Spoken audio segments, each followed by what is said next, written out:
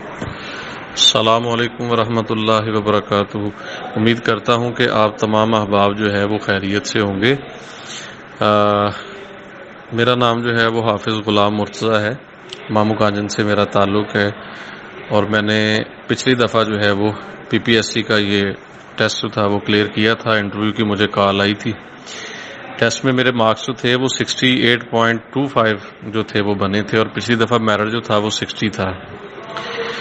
تو انٹرویو کے لیے مجھے کال آئی۔ انٹرویو میرا فیصلہ آباد میں تھا۔ میرے پینل میں جو چیئرمین صاحب تھے وہ ڈاکٹر امجد سلیمی صاحب تھے، سابقہ ریٹائرڈ IG جو تھے وہ تھے۔ ساتھ میں جو سبجیکٹ اسپیشلسٹ تھے وہ کہہ لیں کہ ڈاکٹر عتیق امجد صاحب تھے، جو آج کل ادھر تاندیا والا گورنمنٹ ڈگری کالج میں ایز اے پرنسپل جو ہے وہ سرو کر رہے ہیں۔ تیسرے صاحب بھی تھے، کوئی مجھے ان کا معلوم نہیں ہے کہ وہ کون تھے۔ تو جمعہ کے دن میرا انٹرویو تھا، تو میں انٹرویو کی پلیس پہ پہنچا، مطلب PPSC کے آفس میں قریباً میں 9 بجے کے قریب پہنچ گیا تھا وہاں پہ۔ تو میں اندر گیا تو سب سے پہلا کینڈیڈیٹ میں ہی تھا جو آیا ہوا تھا، اور کوئی بھی کینڈیڈیٹ نہیں آیا تھا۔ خیر، تو میں پھر اسی اسنا میں مطلب میں نے باہر ویٹ کیا، کو ناشتہ وغیرہ کر لیا، پھر کینڈیڈیٹس آنا شروع ہو گئے۔ تو اس دن ہم 10 لوگوں کا انٹرویو تھا ادھر۔ چیئرمین صاحب اور باقی ٹیم جو ہے وہ قریباً جو ہے وہ 10 بجے کے قریب تشریف لائے سارے لوگ۔ تو ہم سے پہلے انہوں نے ہمارے ڈاکومنٹس وغیرہ لے لیے تھے، اور ان کی کیلکولیشن کر کے انہوں نے پھر ہم سے سائن کروائے۔ جب وہ ہم سے سائن کروانے آئے تو میں نے ان کی آنکھ بچا کر جو ہے نا وہ اپنے نمبر دیکھ لیے تھے، تبھی میرے اکیڈمک کے جو نمبر تھے وہ 32 پڑے تھے 40 میں سے، آؤٹ آف 40 میں سے۔ تو ٹیسٹ کے مارکس جو تھے وہ 68.25 وغیرہ تھے۔ اس کے بعد ہمارے انٹرویو شروع ہو گئے، 1 بائی 1 جو ہے وہ انٹرویو ہو رہے تھے۔ ایک بندہ اندر جاتا تھا اور ایک بندے کو وہ باہر بٹھا دیتے تھے اس کمرے کے، پھر کینڈیڈیٹ نکلتا تھا۔ اس کے بعد 1-2 منٹ پینل جو ہے وہ ڈسکشن کرتا تھا، بعد میں کینڈیڈیٹ کے بعد پھر اگلے کینڈیڈیٹ کو بلا لیا جاتا تھا۔ تو جب میری باری آئی تو میں اندر داخل ہوا، مجھے باہر سے ان کے عملے کا ایک شخص جو ہے وہ لے کر اندر گیا۔ میں اندر داخل ہوا کمرے میں، تو میں نے السلام علیکم ورحمۃ اللہ کہا، سب نے میرے اسلام کا جواب دیا۔ تو کمرے میں جو سٹنگ تھی وہ کچھ اس طرح سے تھی کہ کمرے کے درمیان میں جو تھے وہ چیئرمین صاحب بیٹھے تھے، اور ان کے سامنے ٹیبل پڑا ہوا تھا، اور ان کی چیئر وغیرہ باقی جو ساتھی بیٹھے تھے انٹرویو پینل کے، ان سے مطلب ظاہری بات ہے وہ اچھی کوالٹی تھی اس کی۔ تو وہ ادھر بیٹھے ہوئے تھے درمیان میں۔ دائیں سائڈ پہ سبجیکٹ اسپیشلسٹ بیٹھے تھے، اور بائیں سائڈ پہ جو محترم بیٹھے تھے، میرا خیال ہے کہ وہ ہمارے نفسیات ہوں گے، بارکیف داڑھی انہوں نے بھی رکھی ہوئی تھی۔ تو پہلے تو اندازہ یہی تھا کہ یہ بھی سبجیکٹ اسپیشلسٹ ہی ہوں گے، یا ہو سکتا ہے وہ سبجیکٹ اسپیشلسٹ ہی ہوں۔ چیئرمین صاحب کے بالکل سامنے میری چیئر تھی، لیکن بالکل سامنے کا مطلب یہ نہیں ہے کہ جیسے ان کے آگے ایک ٹیبل پڑا تھا تو میں اس ٹیبل کی دوسری جانب پہ بیٹھا تھا، نہیں۔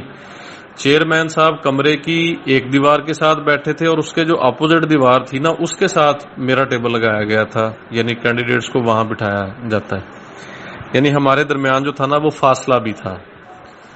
تو میں ادھر بیٹھ گیا سامنے، میرے سامنے ایک ٹیبل جو تھا وہ پڑا ہوا تھا پلاسٹک کا، اس کے اوپر کچھ پیجز وغیرہ رکھے گئے تھے، اور کچھ جو ہے وہ پینسلیں وغیرہ پڑی ہوئی تھی۔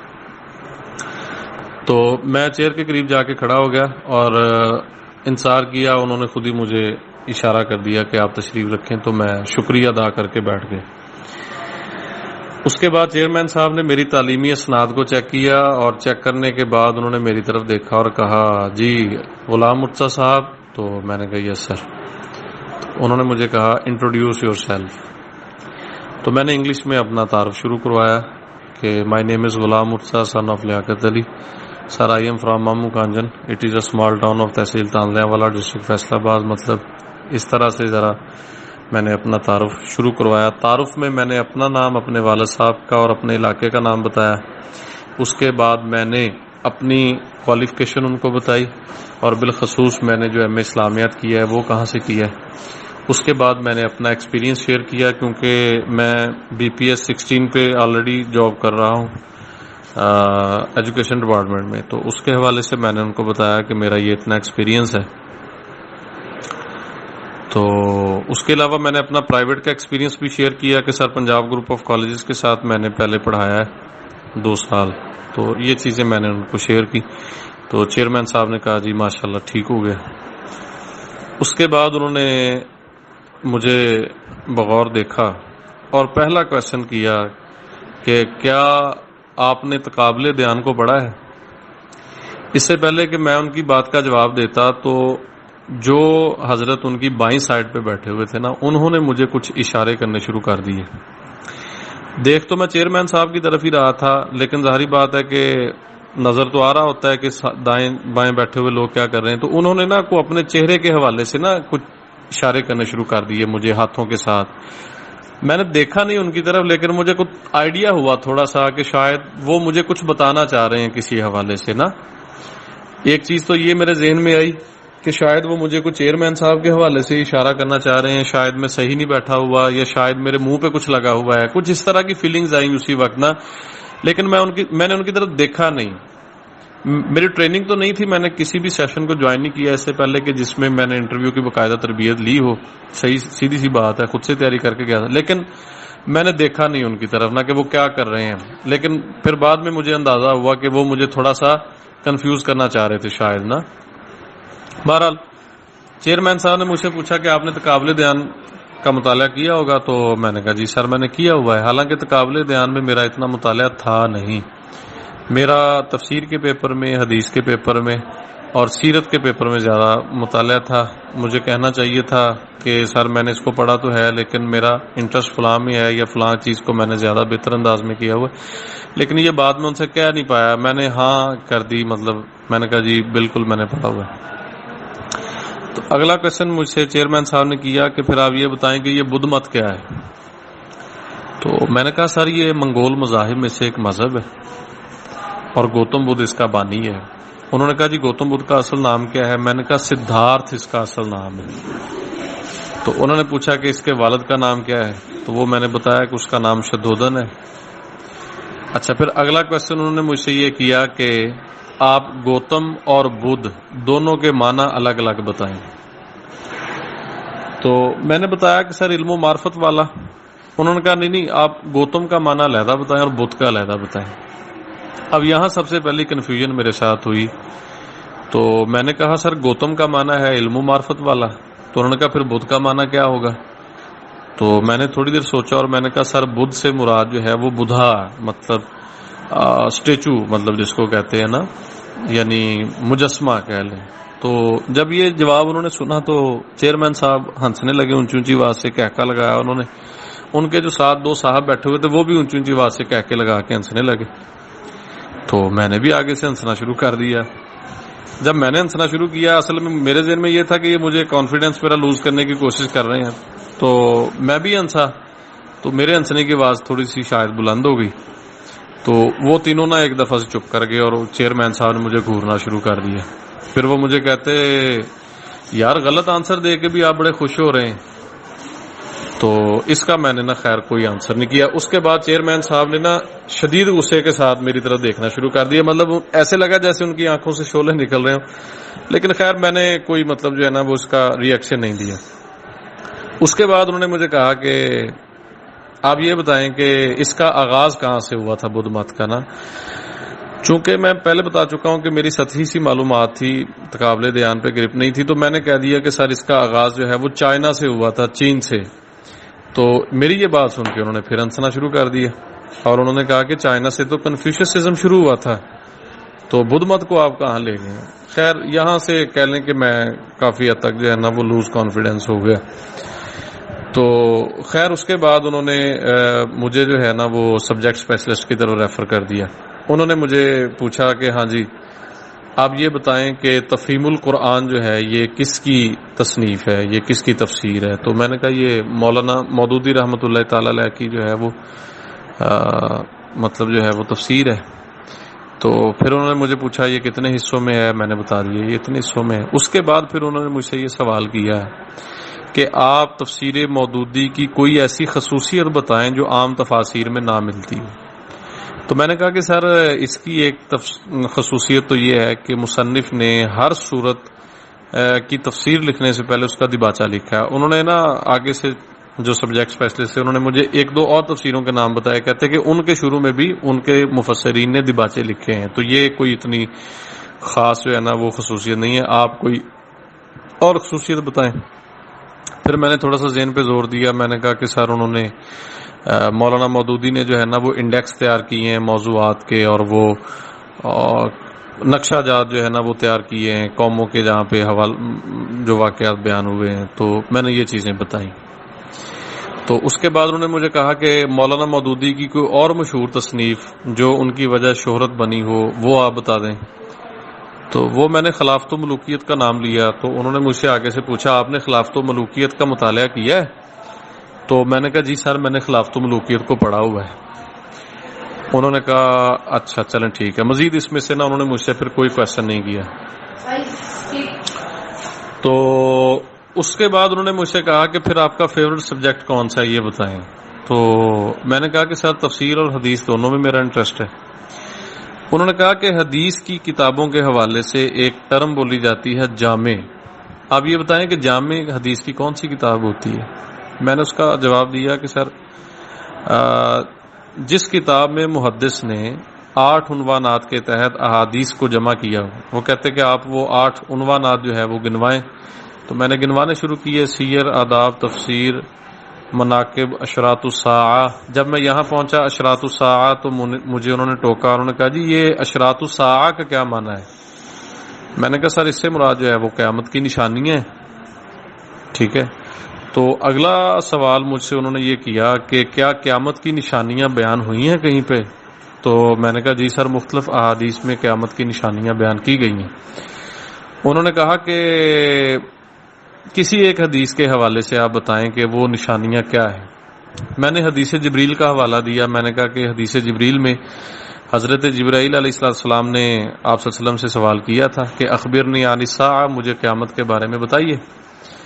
تو میں نے کہا پھر آپ نے ان کو قیامت کے بارے میں تو نہیں بتایا تھا, قیامت کی نشانیوں کے اعتبار سے بتایا تھا. تو اسی میں انہوں نے مجھے ٹوکا. انہوں نے کہا کہ جب حضرت جبریل نے آپ صلی اللہ علیہ وسلم سے پوچھا تھا کہ اخبرنی عن الساعہ, تو کیا آپ نے سیدھا ان کو نشانیاں بتانا شروع کر دی تھی؟ تو میں نے کہا نہیں سر, آپ صلی اللہ علیہ وسلم نے جواب دیا تھا کہ مل مسئول عنہا بعلم من السائل. تو چیئرمین صاحب نے انٹرپٹ کیا. وہ کہتے اس کا ترجمہ بتائیں آپ کیا ہے. میں نے کہا سر اس کا ترجمہ یہ ہے کہ جتنا سائل کو پتا ہے قیامت کے بارے میں اتنا ہی مسئول کو پتا ہے. انہوں نے کہا سائل اور مسئول کو مزید واضح کریں. میں نے کہا سائل سے مراد سوال کرنے والے حضرت جبرائیل علیہ السلام, اور مسئول جن سے سوال کیا گیا وہ آپ صلی اللہ علیہ وسلم ہے. تو آپ صلی اللہ علیہ وسلم نے مطلب جو ہے نا وہ اس کو یہ جواب دیا.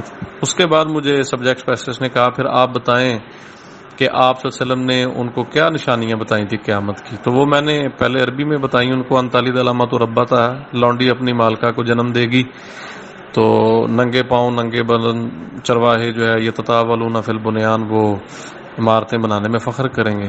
تو چیئرمین صاحب نے کہا کہ یہ لونڈی اپنے مالک کو کیسے جنم دے گی بھئی, اپنی مالکہ کو کیسے جنم دے گی؟ تو میں نے بتایا کہ محدثین نے اس کے حوالے سے کئی باتوں کا ذکر کیا ہے, لیکن زیادہ جو واضح اور راجح بات مجھے لگتی ہے وہ یہی ہے کہ اولاد جو ہے وہ والدین کی نافرمانی کرے گی. یعنی بیٹیاں پیدا ہوں گی ماں باپ سے ہی, اور ظاہری بات ہے یعنی وہ ان کی ماں ان کو جنم دے گی اور بعد میں وہ اس پہ حکم چلائیں گی. تو مجھے چیئرمین صاحب نے کہا کہ یہاں پہ مطلب سبجیکٹ اسپیشلسٹ نے کہا کہ یہاں پہ ربتہا کا لفظ آیا ہے, تو ربہا کا لفظ کیوں نہیں آیا؟ مطلب بیٹے بھی تو نافرمانی کرتے ہیں. تو میں نے کہا کہ سر اصل میں بات یہ ہے کہ بیٹیاں اصل میں نافرمان ہوتی نہیں ہیں. تو یہاں پہ بیٹی کے حوالے سے جو بات کی گئی ہے وہ شاید اس لیے کی گئی ہے کہ جب یہ دور بھی آ جائے گا کہ بیٹیاں بھی ماں کی نافرمانی کرنا شروع کر دیں گی تو تب یہ مطلب جو ہے نا وہ قیامت واقع ہوگی. تو انہوں نے کہا اچھا چلیں ٹھیک ہے. اسی اسنا میں چیئرمین صاحب اٹھے اور اپنے ٹیبل سے نکلے, اور نہ مجھے ایسے لگا جیسے وہ میری طرف آ رہے ہیں. تو میں تیار ہو کے بیٹھ گیا کہ اگر وہ میرے قریب آتے ہیں تو میں اٹھ کے کھڑا ہو جاؤں گا. تو وہ اپنے ٹیبل سے چلتے ہوئے میرے ٹیبل کے پاس سے جو ہے نا وہ گزرتے ہوئے وہ ساتھ میں ایک ملحق کا کمرہ تھا وہاں چلے گئے. تو میرے ذہن میں آیا کہ یہ واش روم گئے ہیں. تو خیر سبجیکٹ اسپیشلسٹ نے مجھ سے اگلا کویشچن کر دیا. اس نے کہا اشہد ان محمد در رسول اللہ. یہ در رسول اللہ کیوں ہے بھائی، در رسول اللہ کیوں نہیں ہے؟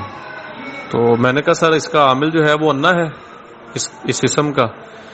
تو کہتے کیا مطلب انا ہے؟ میں نے کہا سر یہ انا جو ہے یہ حروف مشبہ بالفعل میں سے ہے اور یہ اپنے اسم کو نصب اور خبر کو رفع دیتے ہیں. تو میں نے کہا اس لیے محمد ان ہے، محمد دونوں نہیں ہے صلی اللہ علیہ وسلم. تو انہوں نے مجھ سے آگے سے کہا کہ آپ جو ہے نا وہ حروف مشبہ بالفعل گنوائیں. میں نے پھر وہ گنوا دیے، انا انا کا انا لیتا لکنا لا اللہ. اسی اسنا میں جس کمرے میں چیئرمین صاحب گئے تھے نا ملحقہ، اس کی طرف میری تھوڑی سی توجہ گئی. تو میں نے یہ دیکھا کہ چیئرمین صاحب وہاں کھڑے ہو کے نا دروازے کی اوٹ سے نا مجھے گھور رہے تھے. تو میں دل میں سوچا یار یہ کیا نئی مصیبت ہے، یہ کیوں اب مجھے گھور رہا ہے ادھر کھڑا ہو کے. خیر میں نے پھر نہ ادھر دوبارہ توجہ نہیں دی. اچھا اس کے بعد نا مجھے ریفر کر دیا انہوں نے تیسرے بندے کی طرف. انہوں نے مجھ سے کویشچن کیا. تو جب وہ کویشچن کر رہے تھے تو چیئرمین صاحب واپس آ گئے اور اپنی جگہ پہ بیٹھ گئے. تو انہوں نے مجھ سے کویشچن یہ کیا، انہوں نے کہا کہ مشرکین کا دعویٰ تھا کہ وہ بھی کسی دین پر ہیں، تو ان کا دعویٰ کیا تھا، وہ کس دین پر تھے؟ میں نے کہا سر ان کا دعویٰ تھا کہ وہ دین حنیف کے پیروکار ہیں. تو چیئرمین صاحب نے انٹرپٹ کیا، کہتے یہ دین حنیف کس کا دین تھا؟ میں نے کہا یہ سر حضرت ابراہیم علیہ الصلوۃ والسلام کا جو دین تھا اس کو اللہ تعالیٰ نے قرآن پاک میں جو ہے نا وہ دین حنیف کہا ہے. تو چیئرمین صاحب نے کہا یہ حنیف کا کیا معنی ہے؟ میں نے کہا سر یکسو ہونا، اپنا چہرہ ایک سمت میں رکھنا، ایک جانب اپنی توجہ کو مرکوز رکھنا. تو انہوں نے کہا جی اس کی آپ مزید وضاحت کریں. تو میں نے آگے سے آیت پڑھ دی، قل ان صلاتی و نسکی و محیای و مماتی للہ رب العالمین لا شریک لہ وبذالک امرت وانا اول المسلمین. تو چیئرمین صاحب نے کہا اب اس کا آپ ترجمہ بھی کریں، پھر میں نے وہ ترجمہ بھی کر کے بتا دیا. اس کے بعد مجھ سے انہوں نے اگلا کویشچن یہ کیا، جو تیسرا بندہ تھا، انہوں نے کہا جی آپ یہ بتائیں کہ بائبل کیا ہے. بائبل کا جو ہے نا یہ مجھے آنسر نہیں آیا صحیح طریقے سے، نہ میں آئیں بائیں شائیں کرتا رہا. تو خیر مجھے نا اس کا آنسر نہیں آیا، مجھے خود واضح نہیں تھا یہ بائبل کیا ہے. اس سے اگلا کویشچن مجھ سے چیئرمین صاحب نے کہا کہ اچھا چلیں یہ بتائیں کہ جب کوئی کتاب بڑی مطلب ویلیویبل ہو جاتی ہے تو اس کو ہم یہ کیوں کہتے ہیں کہ یہ انگلش ادب کی بائبل اس کو کہا جاتا ہے، یا اس کو اردو ادب کی بائبل کہا جاتا ہے، یا اس کو سائنس کی بائبل کہا جاتا ہے. انہوں نے کہا یہ بائبل کے ساتھ ہی کیوں تشبیہ دی جاتی ہے کتابوں کو، اور کسی کتاب کے ساتھ کیوں نہیں دی جاتی؟ تو میں نے کہا سر اور کتابوں کے ساتھ بھی تشبیہ تو دی جاتی ہے. انہوں نے کہا کس کو دیا آج تک ہمیں تو پتہ نہیں ہے. میں نے کہا سر جیسے مثنوی مولانا روم کو جو ہے وہ فارسی کا قرآن کہا جاتا ہے. تو کہتے وہ تو مثنوی ہے نا، وہ کتاب تو نہیں ہے، میں تو کتاب کی بات کر رہا ہوں. تو میں پھر اس طرف زیادہ گیا نہیں کہ اب یہ مجھے مثنوی مولانا روم میں نہ لے جائیں. ظاہری بات ہے ابیل مجھے مار، میں خود ہی موقع فراہم کر رہا ہوں. خیر اس بات کا آنسر بھی میں ان کو نہیں کر سکا کہ یہ کیوں کہا جاتا ہے کسی کتاب کو کہ یہ فلاں کے لیے جو ہے نا وہ بائبل کی حیثیت رکھتی ہے. اس کے بعد پھر مجھے انہوں نے کویشچن یہ کیا کہ جو سابقہ تمام مذاہب تھے ان میں بنیادی فرق کیا تھا ان کی تعلیمات میں. تو میں نے کہا کہ سر یہ توحید، یہ رسالت، یہ تو مشترک تھے ان میں، یہ ملائکہ پر ایمان. انہوں نے کہا ملائکہ پر ایمان جو تھا کہ وہ سارے ہی مطلب لوگ اس پہ ایمان رکھتے تھے. میں نے کہا نہیں سر جو یہود تھے وہ حضرت جبرائیل علیہ السلام پر ایمان نہیں رکھتے تھے، وہ اس کو اپنا دشمن سمجھتے تھے. کہتے ان کے دشمن سمجھنے کی وجہ، میں نے کہا سر وہ یہ سمجھتے تھے کہ ہم پہ جو عذاب لائے گئے ہیں نا وہ جبریل لے کر آئے ہیں. تو کہتے اچھا، تو کہتے پھر کون سے فرشتوں پر وہ یقین رکھتے تھے؟ میں نے کہا وہ حضرت میکائیل علیہ السلام پر جو تھے نا وہ زیادہ بلیو کرتے تھے. کہتے اچھا. اس کے بعد پھر جو ہے وہ انہوں نے مجھ سے پوچھا کہ آپ نے ابھی تک واضح نہیں کیا کہ بنیادی تعلیمات میں فرق کیا تھا. تو میں نا یہ فرق بھی جو ہے نا وہ کوئی واضح نہیں کر سکا. اصل میں بات یہ تھی کہ میں بڑی حد تک پزل ہو چکا تھا کیونکہ کویشچنس کے مجھے کچھ کے آنسر نہیں آئے تھے اور کچھ میں مطلب میری غلطیاں تھیں. ظاہری بات ہے جیسے جیسے آپ کے آنسرز غلط ہوتے ہیں آپ کا کانفیڈنس لوز ہونا شروع ہو جاتا ہے. اس کے بعد چیئرمین صاحب نے مجھے کہا کہ آپ نے اپنے انٹرویو میں بتایا کہ آج کل آپ بطور headmaster, in charge headmaster جو ہے نا وہ ایک ہائی اسکول کو چلا رہے ہیں. میں نے کہا جی. وہ کہتے ہیں آپ یہ بتائیں کہ اسکول کو چلانے کے لیے آپ نے کیا کیا پالیسیاں بنائی ہوئی ہیں. میں نے ان کو بتایا کہ سر زیادہ تر پالیسیز تو ہمیں ہمارے مطلب ٹاپ سے آتی ہیں، سی اوز کی طرف سے، ڈی اوز کی طرف سے آتی ہیں، ہم وہی امپلیمنٹ کرواتے ہیں. تو کہتے نہیں آپ نے خود سے کیا ایسا انٹروڈیوس کروایا اپنے ادارے میں جو آپ کہہ سکیں کہ یار یہ میں نے ہی انٹروڈیوس کروایا اپنے ادارے میں اور کوئی مطلب نہیں کروا سکتا یا کسی نے کروایا نہیں ہے, یا آپ اپنی کوئی امتیازی خصوصیت بتائیں اپنی ہیڈ شپ کی نا. تو میں نے کچھ دیر سوچا اور پھر میں نے کہا کہ نہیں سر, مطلب یہی ہے کہ میں کوشش کرتا ہوں کہ اساتذہ اپنے ٹائم ٹیبل کے اکارڈنگ جو ہے وہ پیریڈز لیں, سلیبس کو ٹائم پہ ختم کریں, ماہانہ اور ویکلی ٹیسٹ لیں, ٹھیک ہے, تو ایکسٹرا کریکولم ایکٹیویٹیز وغیرہ. میں نے کہا یہ سر یہی چیزیں میں مطلب یقینی بناتا ہوں. کہتا وہ تو سارے کرتے ہیں, آپ نے پھر کیا نیا کیا ہے. تو میں پھر چپ کر گیا, میں نے اس کا کوئی آنسر نہیں دیا. اس کے بعد انہوں نے مجھے کہا کہ پیڈا, وٹ از پیڈا, یہ پیڈا کیا ہے. تو وہ ہماری ایک ملازمین کی ایک مطلب کہہ لیں کہ کوڈ آف کنڈکٹ ہے. میں نے ان کو بتایا کہ سر یہ Punjab employee efficiency disciplinary accountability ایک ایکٹ ہے. وہ کہتے یہ ایکٹ کب آیا تھا. میں نے کہا سر یہ 2006 میں آیا تھا. وہ کہتے کس مہینے میں آیا تھا. میں نے کہا سر یہ میں بتانے سے قاصر ہوں, بس مجھے یہ بتایا کہ یہ 2006 میں آیا تھا. چیئرمین صاحب کہتے اس کی میکسیمم سزا کیا ہے. میں نے کہا سر اس کی میکسیمم سزا جو ہے وہ کسی کو ریموول فرام سروسز کرنا ہے, یعنی کسی کی سروسز کو ختم کر دینا ہے. تو وہ مجھے آگے سے ہنس کے کہتے اور تم نے کسی کو پھائے لگانا ہے پھر. تو میں نے خیر اس بات کا بھی کوئی آنسر نہیں کیا کہ مجھے لگا وہ مجھے جان بوجھ کے تھوڑا سا نہ کر رہے ہیں, غصہ دلا رہے ہیں. اس کے بعد وہ مجھے کہتے اس کی منیمم سزا کیا ہے, پنشمنٹ کیا ہے. میں نے کہا سر وارننگ جاری کرنا. پھر وہ مجھے بغور دیکھ کے مجھے کہتے غلام مرتضیٰ تم نے کبھی کسی پہ پیڈا لگایا ہے. میں نے کہا سر پیڈا میں نے تو کبھی بھی نہیں لگایا. تو یک بار کی جیسے وہ بڑے غصے میں آ گئے, اور وہ مطلب مجھے لگ تو رہا تھا ایکٹنگ کر رہے ہیں, لیکن سچی بات یہ ہے کہ اس وقت وہ ایکٹنگ لگ نہیں رہی تھی, لگ رہا تھا واقعی غصے میں آ گیا بندہ. آنکھیں نکال کے بڑے غصے سے کہتے تو کیوں نہیں لگایا تم نے آج تک پیڈا. تو میں نے کہا سر اس کی ضرورت ہی پیش نہیں آئی. کہتے مجھے پتا ہے کیوں ضرورت نہیں پیش آئی. میں نے کہا سر کیوں نہیں پیش آئی آپ بتا دیں. کہتے ظاہری بات ہے آپ ان سے کہتے ہیں کہ آپ جو مرضی کریں میں آپ سے نہیں پوچھوں گا, اور پھر بدلے میں آپ جو مرضی کریں وہ بھی نہیں آپ سے پوچھتے ہوں گے. کہتے مجھے پتہ ہے ادارے ایسے ہی چلتے ہیں گورنمنٹ سیکٹر میں. میں نے کہا سر آپ کی بات بھی اپنی جگہ پہ بجا ہوگی, لیکن ہمارے ادارے میں ایسا نہیں چلتا. کہتے پھر مجھے یہ بتاؤ کہ تم کہتے ہو تم نے کبھی کسی پہ پیڈا نہیں لگایا, تو میں کیسے مان لوں کہ تم بہت اچھا ادارہ چلا رہے ہو. میں نے کہا سر جب دوست بنا کے کام لیا جا سکتا ہے تو دشمن بنانے کی کیا ضرورت ہے. کہتے میں تو یہ مانتا ہی نہیں ہوں کہ جو بندہ ایمانداری سے کام کرے اور اس کے دشمن نہ ہو. اس کے دشمن تو ہوتے ہیں, تمہارا کوئی دشمن نہیں ہے, اس کا مطلب تم ادارے میں ٹھیک کام نہیں کر رہے ہو اپنے میں. تو میں نے کہا نہیں سر ایسی کوئی بات نہیں ہے, آپ مطلب جو ہے نا وہ کسی نے آپ کو مس گائیڈ کیا ہے. کہتے مجھے کس نے مس گائیڈ کرنا ہے, میں کون سا جا کے لوگوں سے پوچھتا ہوں, مجھے خود پتا ہے. کہتے میں خود مطلب ان چیزوں کو آبزرو کرتا ہوں. خیر میں نا چپ کر گیا. کہتے پھر سوچ لو پیڈا کبھی نہیں لگایا کسی پہ. میں نے کہا سر نہیں لگایا. مجھے آگے سے ہنس کے کہتے تم نے کبھی کسی کو وارننگ بھی جاری نہیں کی. میں نے کہا سر وارننگ تو کئی دفعہ جاری کی. کہتے تو وہ پھر کیا تھا, وہ پیڈا ہی تھا وہ. تو خیر میں نا چپ کر گیا, میں نہیں بولا نا. مجھے لگا جیسے وہ میری حالت سے نا بڑے انجوائے کر رہے. پھر چیئرمین صاحب مجھے کہنے لگے یار غلام مرتضیٰ میں نا آپ کو ایک نصیحت کرنا چاہتا ہوں. میں نے کہا سر آپ کریں, شوق سے کریں سر, میں سننے کے لیے تیار ہوں. کہتا یار تم نا کتابیں پڑھا کرو, تم نا کتابیں نہیں پڑھتے. میں نے کہا سر میں کتابیں پڑھتا ہوں لیکن میں مزید پڑھوں گا انشاءاللہ نا. تو یک بار کی جیسے وہ پھر غصے میں آ گئے. کہتے کتابیں پڑھتے ہوتے تو کیا آپ یہ کہتے کہ بدھ مت کا آغاز جو ہے وہ چائنا سے ہوا تھا. کہتے کتابیں پڑھتے تو آپ کبھی بھی نہیں یہ کہتے, آپ کو پتا ہوتا کہ اس کا آغاز کہاں سے ہوا تھا. تو خیر چونکہ میں اس بات میں واقعی شرمندہ تھا اور جھوٹا تھا, میں چپ کر گیا. پھر وہ مجھے کہتے ٹھیک ہے جی آپ جا سکتے ہیں. تو میں اٹھا اور میں نے ان کو سلام کیا اور میں باہر آیا. تو وہ دروازے میں ایک شیشہ لگا ہوتا ہے چھوٹا سا, جس سے وہ مطلب اندر بیٹھے لوگ نظر آتے ہیں. تو میں نے سوچا کہ میں اب دیکھوں ذرا مڑ کے کہ یہ میرے بارے میں کیا ڈسکشن کر رہے ہیں یا کیا چہرے کے تاثرات ہیں ان کے. تو میں نے مڑ کے دیکھا نا, تو ایز ایکسپیکٹڈلی جیسے وہ یہ سمجھ رہے تھے کہ میں مڑ کے دیکھوں گا, چیئرمین صاحب اور وہ تینوں بندے وہ تینوں کا فوکس جو تھا نا وہ اسی شیشے کی طرف تھا, جیسے ان کو امید تھی کہ میں مڑ کے ان کی طرف دیکھوں گا, اور بڑے غصے سے مطلب وہ مجھے دیکھ رہے تھے. میں نے وہاں سے دوڑ لگا دی. میں نے کہا بھاگو بھائی آج پتہ نہیں کیا کریں گے میرے ساتھ. تو یہ میرا انٹرویو تھا سارا. اس میں میں نے کوئی مطلب جھول نہیں رکھا, کسی بات کا اپنی طرف سے اضافہ نہیں کیا, کوئی بات میں نے چھپائی نہیں ہے اس میں. یہی میرا تقریباً سارا انٹرویو تھا. تو باہر آ کے مجھے اندازہ ہو گیا